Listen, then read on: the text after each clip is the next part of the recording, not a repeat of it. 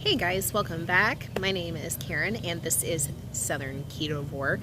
I just wanted to, before my actual video starts next, I wanted to just pop in so that I could interject. I'm going to throw in a little picture here that's a side-by-side of 2016, my very, just before I started keto, my starting weight of 219. I am 5'6". That is my my norm. But that first picture is going to be from 2016 when I was at my highest weight of 219 pounds. And then the second picture, of course, is today. So right now I'm hovering around like 174. Ultimate goal is about 145. So I'm still working towards it. It's progress, you know, day by day, guys, day by day. So we're going to start some new challenges this month that I'm really excited about too. But I just wanted to interject and throw in this little before and after real quick before I start into my video. So there you go. Hey guys, welcome back. This is now Southern Ketovore.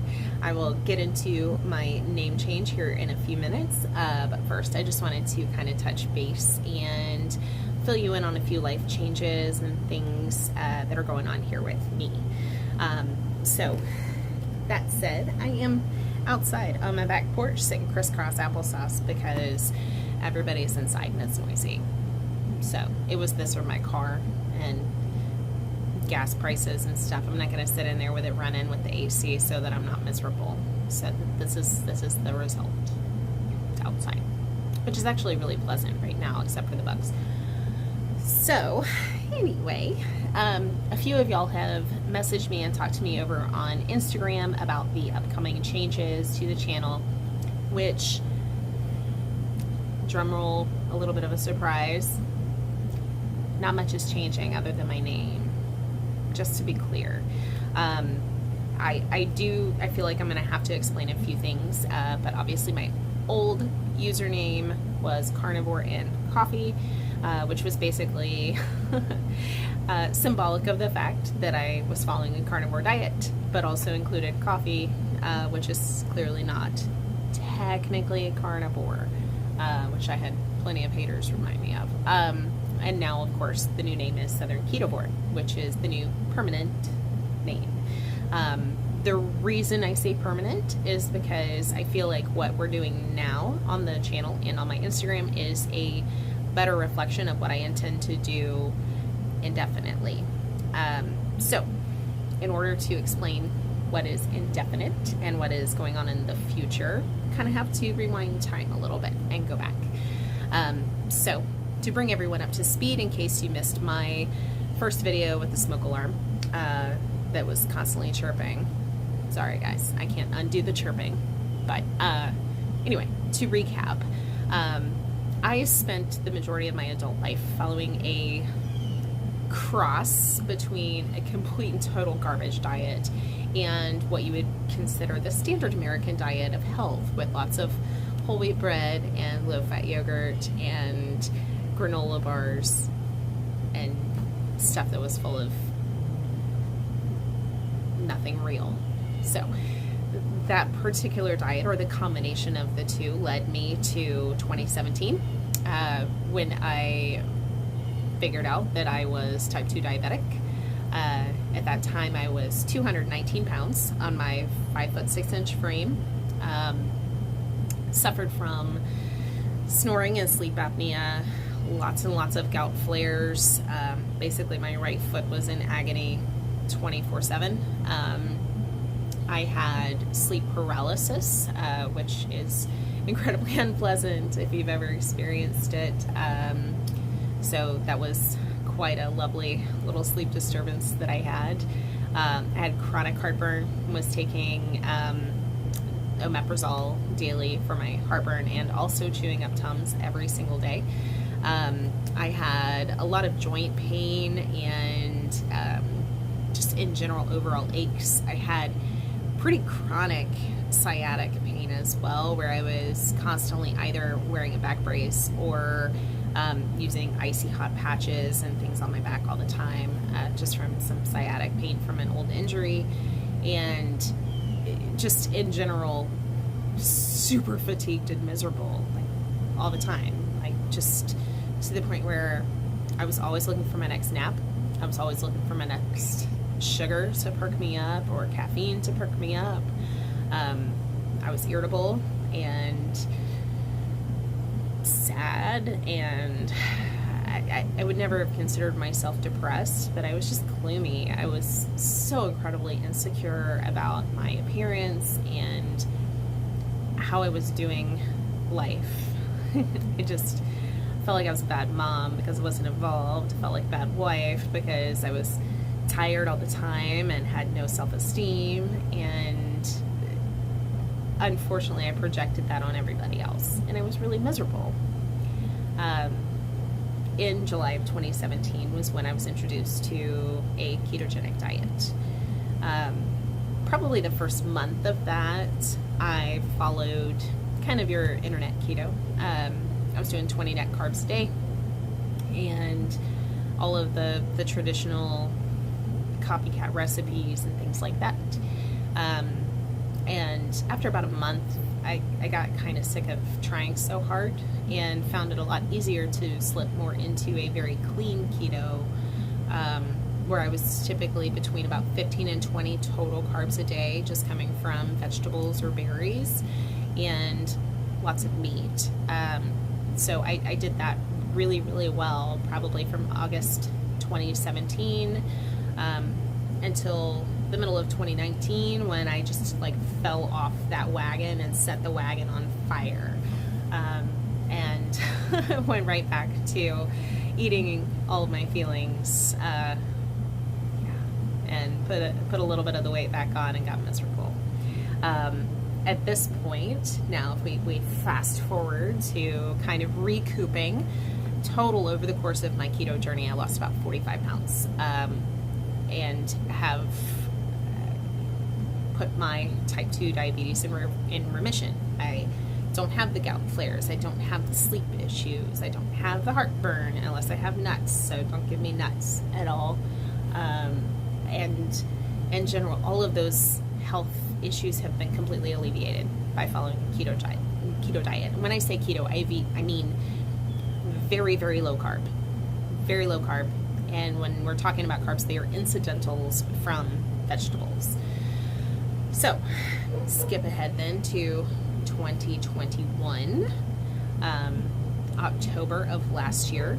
I started doing kind of alternating carnivore and keto. So I would do, I think it was Monday, Wednesday, Friday were carnivore, and then the other days of the week I would do clean keto.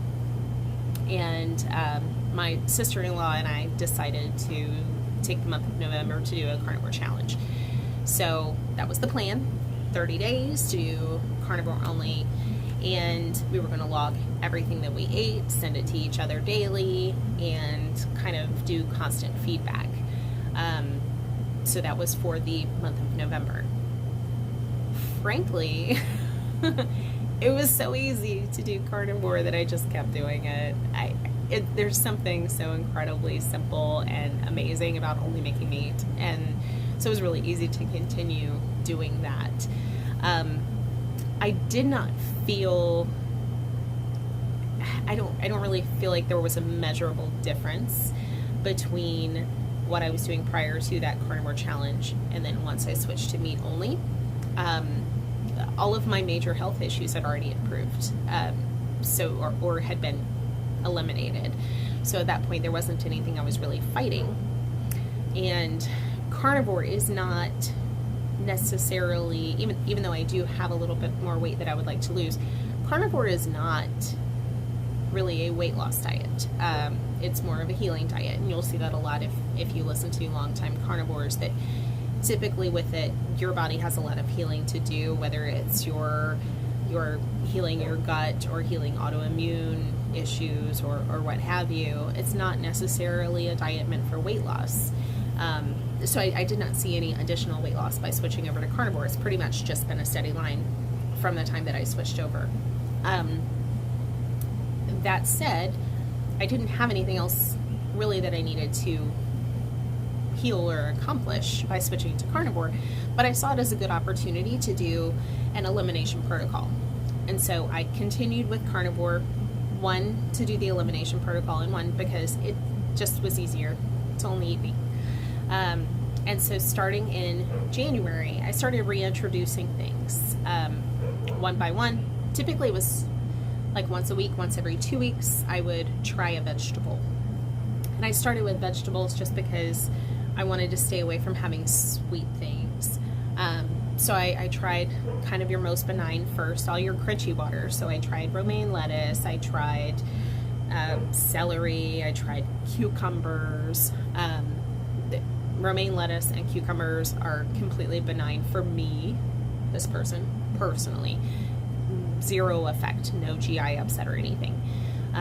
So those were the first ones that I kind of dabbled in. And then I started trying some cooked vegetables, and some of those did not end well.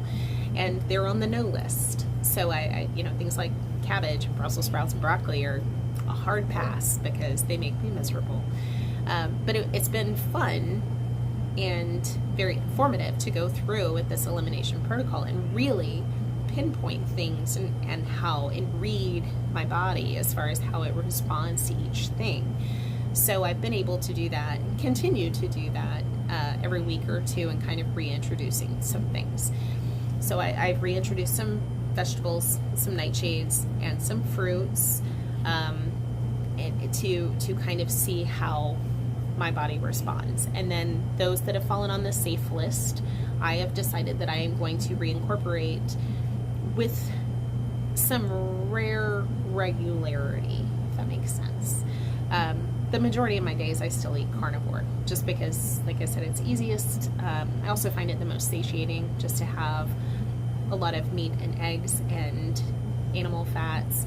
But I also like having the option of knowing that if I want a lettuce wrap with some egg salad, or if I want some cucumber slices with chicken salad, or a tomato on the side of my bunless burgers, that I can have those things because I've already gauged that to see how I feel with those foods.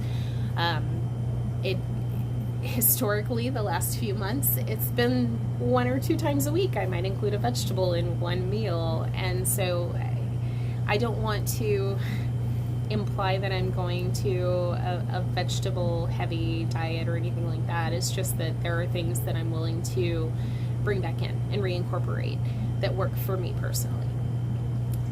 So that said, I think that carnivore was an awesome thing for me in the short term, because it has given me an opportunity to really be able to listen to my body and learn a little bit more about what my body likes and what it doesn't when it comes to what I'm feeding it. But when I look at my future, I feel like my future is a little bit more relaxed. It's going to be definitely meat-based, animal-based.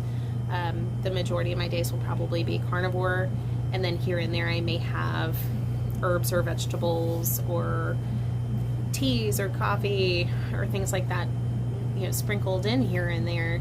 And it felt a little dishonest to still consider myself carnivore despite having those things on those rare occasions. So I felt like Ketovore was a little bit better explanation or descriptor for what I'm planning on doing.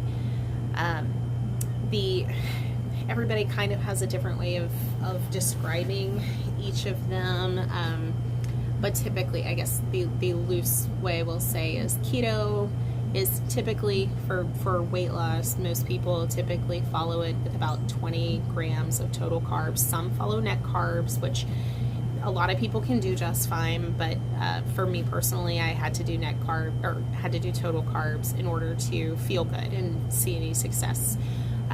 And then you have Ketovore, which is kind of a hybrid between keto and carnivore, and can be done a couple of different ways. It can be where every single day you focus and prioritize on your animal protein, and then you may have anywhere from 0 to 10 grams of total carbs a day. That's one option. The other option that some people do is they may spend the majority of their week carnivore with 1 or 2 days where they allow a little bit of veg. So that's, you have a little flexibility in how you want to interpret that. And then of course you have carnivore, where you're meat-based. And then you can even go as strict as lion diet, where it's only ruminant meat and water. So there's a pretty broad spectrum, and I think that anywhere on that spectrum that you fall is awesome. It's all a matter of figuring out which one of those is going to work best for you. And that takes some experimentation and really being willing to be honest with yourself and read your symptoms and take note of how you're feeling and what you feel like is going to work best for you personally. So that brings me up to my next topic, which is dietary dogma. I feel like I just need to address this briefly because it happens here, it happens on my Instagram, and I see it happening to so many people, and like I just want to remind everybody that being disrespectful and sucky is never cool. Like, it's never cool. It's not. Like, it doesn't make you cool. Like, nobody thinks, oh man, that guy made fun of her, or picked on him, or did this, and man, that guy's cool. No, we just all think that you suck. Like, don't act like that, right? We're all in it just trying to get through life and do what's best for ourselves, and being a bully or being mean or being snarky is just not okay. Like, it's not welcome. It's not welcome anywhere. It's not welcome on my page. It's not welcome on anybody else's page, and you know it. You're just being a butthead. Don't be a butthead, okay? Like, it's not welcome anywhere. There's no room for that. Everybody is just trying to do their best. Whatever your best is, I respect that. So if your best is all I can do is quit regular soda and switch to diet soda, you know what? I respect you for that. If that's the best you can do right now, that's awesome. If you are vegetarian and that is what you feel like is best for you, I respect that. I totally respect that. You do you, man. I'm going to stay in my lane. You stay in yours. It's okay. We all have different goals and different plans. It's okay that we're not all doing the same thing. And it's not okay to police somebody and belittle somebody or be rude or hateful or whatever just because someone does things differently from you. That's not what this channel's about, and it's not something that I'm going to tolerate. So anytime I see that kind of behavior, I'm just going to block people. I don't care. Being a butthead's not cool. Not ever. Be kind. It's not that hard. It's really not. So anyway, that's my last little message. All right, so that was long-winded. I'm sorry. I meant to keep it under 10 minutes. It's like 17. So I will let you guys go, and I'm going to work tomorrow on a what I eat in a day video that'll be much, much, much shorter, and I'll bring that to you soon. So good talking to everybody. I hope that you continue to stay on and follow for inspiration and hang out with me as I continue my journey. I am going to start some new goals because I'm trying to shift back into more of a cutting mode to drop a little more body fat. So I'm going to work on some methods to get that done too. So I hope you choose to stick around. Please leave a comment down below if there's anything you'd like for me to discuss in future videos, or if you have any questions. If you want to reach out to me privately, you can always reach me on Instagram, which is at Ketovore. I try to check my direct messages over there every day. So reach out to me there. I'm happy to try and get back to you as soon as I can. And please subscribe and check out my future videos, and hopefully they will continue to inspire you. Hope everybody has a great day. Love you, mean it.